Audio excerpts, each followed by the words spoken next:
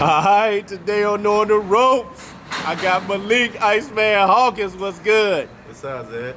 Man, October 10th, man, you got a big fight coming up. Yeah. Where you gonna be actually co-headlining that event. Yeah. Big fight against Subriel, Matias. Talk about that, man. Oh yeah, I fight October 10th in Connecticut. Actually, I fight the same place that Tank fight at. I just fight like 2 weeks earlier than him. I'll fight against Subriel. I don't know how to say his last name. Matias. But yeah. I fight against him. You know, it's a big step up for me. And yeah, we ready to go. You know, with your opponent, man, his last fight was a tragic loss to Max. Yeah. You know, going into your fight, is there any concerns with that? No, because I know it's a lot of stuff that happened behind the scenes that a lot of people don't know about. You know, all fans just know that, you know, like, he killed somebody in the ring, but they don't know that, you know, the fighter that passed away, may he rest in peace. It was something wrong with him prior to that fight. So he wasn't even actually supposed to be fighting, but you know, he still fought, you know, like a warrior, like warriors do. You know, it's just sad that he passed away from it. So What is your preparation like going into that fight? oh, my preparation is crazy. You know, actually I'm not having camp here. Like my camp gonna be in Philly. I'm having my first 2 weeks in camp will be in Philly.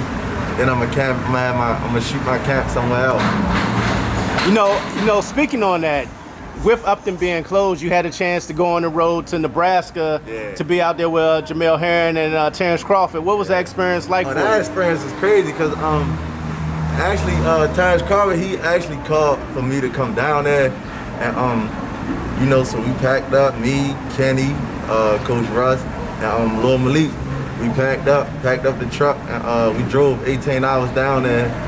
You know, and got at work. It was excellent work. They treated us like family. They treated us like we've been down there with them the whole time. So, yeah, it was wonderful. What did you take away from that experience out there in Nebraska? I took away from it. I learned how to. What I learned was that I learned how all champions work. Like they work together. They always on time for everything. They not lacking. You know, they never. They not lazy. When none of they workouts, everyone in there trying to push each other. What was the one thing that you took away from that camp? Oh, one thing I took away from that camp is that, you know, always pushing yourself. You know, no matter if you're tired or not, push yourself.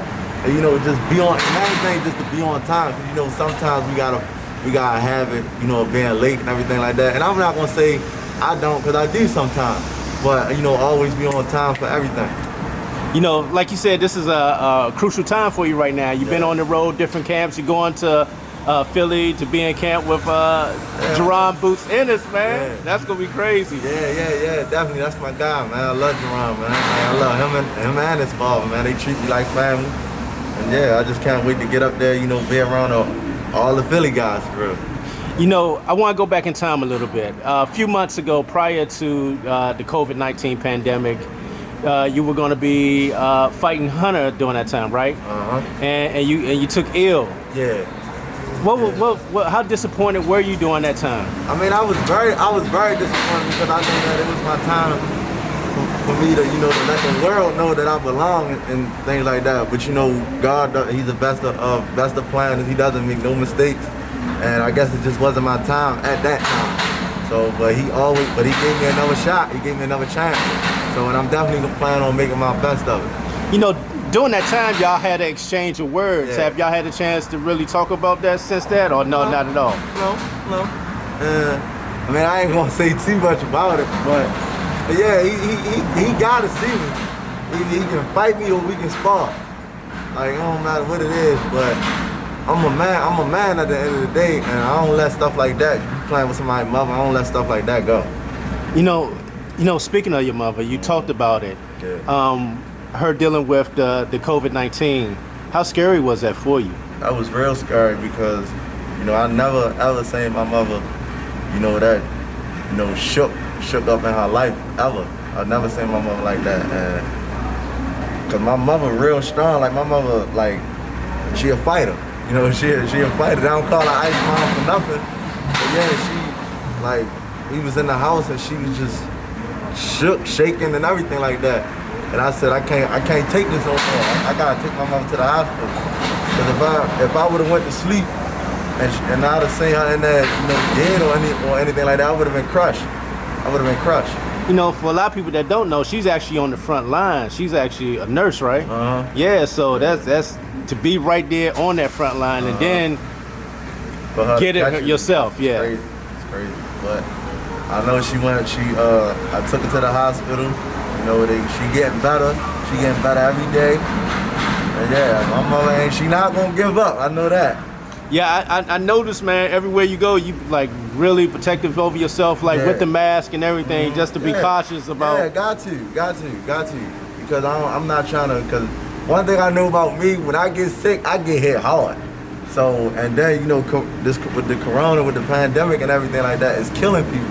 So, and I'm not trying to be one of them people that die. Like, I don't want that. I got a long life ahead of me. I gotta talk about your management company, man, Everett McNeely, man. How special is he to you, man, and your career? That's my man. Like he call me every day. He just to check on me.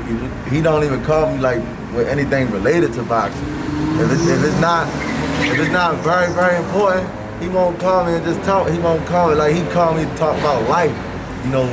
How I'm doing, how my day going, with like making sure I ate and everything like that. What did you eat? Did you do this? Did you do that? He just basically playing another father figure for real. Going into this fight with the different camps will be one of your stops be in Vegas also as well. I noticed a lot of people heading out Vegas to train, man. No, I don't think I'm gonna go to Vegas this camp, but probably down the line I'm gonna go to Vegas.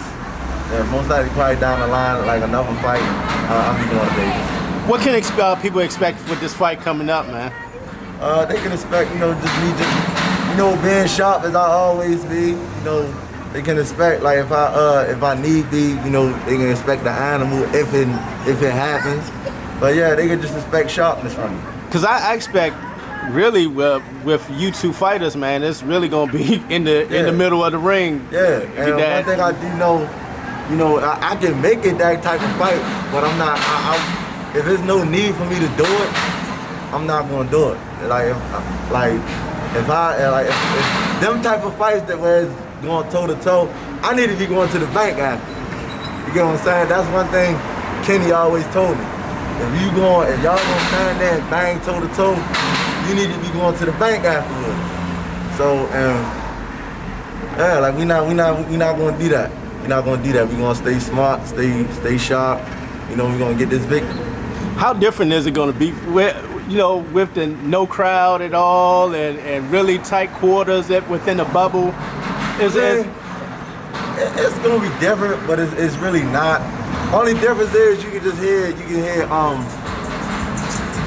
the punches more. That's the only difference. And basically, it's kind of gonna be like sparring for real, but it's live. It's actual live sparring. It's actual live. For those on the outside looking in, have they talked about the procedure of how they keep everyone in to keep the coronavirus away? What you mean? Like, do you have to do daily testing? No, leading up to the event. We gotta get tested every week, every Friday. Yeah, we get tested every Friday. Hey man, for people that don't know, because I just actually had the COVID-19 test today, man. Shit hurt. It hurt. Yeah, to stick that Q-tip up your nose, man. That shit hurt. Yeah, that shit man, hurt. tears came over my eyes. It's no joke. Who you telling? It's no joke. At first, they only used to do the one nostril. And they had to do two. Yes. They do both of them. I ain't gonna lie, the first time I got it done, I did start crying, so I'm on your side with that. Yeah. I did start crying. I was like, yeah. But now they doing two and everything. I was sneezing like crazy. People was looking at me. I'm like, look, we ain't doing that. I ain't got no corona and all. I just got the test done. They went too far up in here. And yeah. But yeah, that test ain't nothing to play with. Not looking too far ahead beyond this opponent that you have coming up. But how crucial is this matchup right here leading forward in your career? Oh, it's real crucial, man, because this step right here, it takes me on a bigger and better thing. you know, after this fight, hopefully we be fighting for some type of title. And next thing, all I can say is 2 words: world title, world title. Man, because, you know, with Mayweather Promotions, man, they see big things coming for you, man. And that has to be exciting that you have the backing of Mayweather Promotions, that they believe in you. Like, hey, man, we want you on that spotlight. Yeah, because, you know, they got a ton of fighters that they can, you know, put 100% behind, or put they all, you know, they full undivided attention into. But for them to, you know,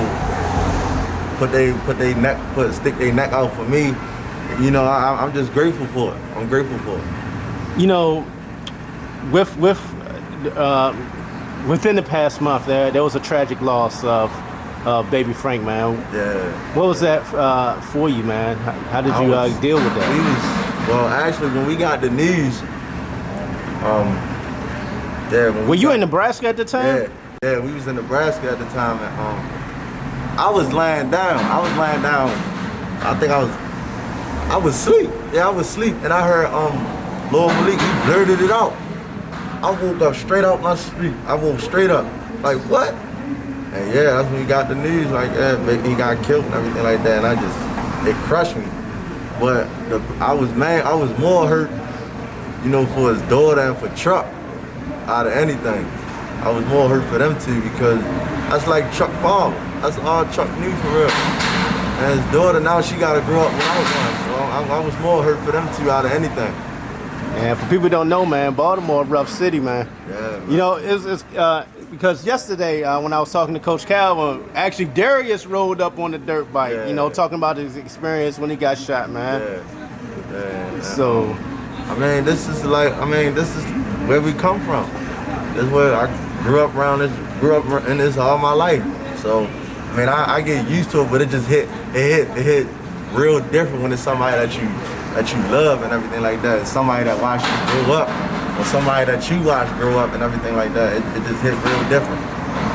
Yeah, especially tough during these times with the social distancing, that you can't even give your proper respects to your loved one during times like this. Definitely. So a lot of people wouldn't understand that. Yeah, real tough, man. Man, so what you want to say to the fans, man, as we're wrapping this interview up? Hey, man, my name Big Freezer. Don't get it twisted. It's Freezer time, October 10th. Make sure you tune in, Showtime. We going up, it's up there and it's stuck there. I'm trying to tell you, man, we got heavy hitters on this side. Don't play with us. Do not play with us. I'm trying to tell you. Straight out of B-Moore, so 17. Yeah, you know, West Baltimore. Oh, what you coming out to, man? Oh yeah, you know, I'm only bringing my man up. My man, Money Jake. My man, Money Jake. Grew up right around the corner from my neighborhood. He said he's been there since the beginning, man. Yeah, what? That's my man. That's my man. I ain't gonna never switch up on my dog. Never. Man, I appreciate your time as always, man. You looking at a future champion right here at the 140. What you gotta say to the 140 out there, man? Y'all better move up or move down. That's all I'm saying. Y'all better move up or move down, because I'm coming. And when I'm coming hard. Appreciate your time as always. Hey, man, thank you. Malik, Iceman, Hawkins. We out.